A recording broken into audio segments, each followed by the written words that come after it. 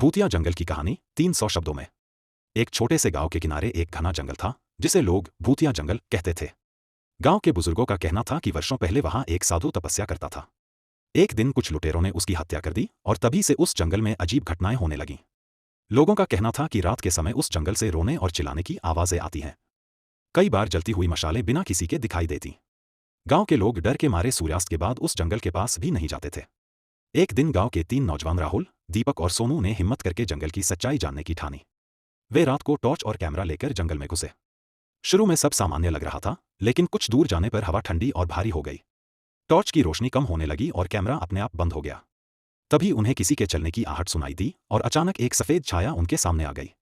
वे डर के मारे भागने लगे, लेकिन रास्ता जैसे बदल गया था। अचानक साधु जैसी वेशभूषा में एक आकृति उनके सामने आई और बोली, तपस्या भंग करने वालों को सजा मिलती है। फिर सब कुछ अंधेरे में गुम हो गया।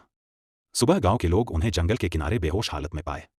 जब वे होश में आए तो उन्होंने उस रात की कोई बात याद नहीं रखी सिवाय उस सफेद छाया की। तब से किसी ने दोबारा उस जंगल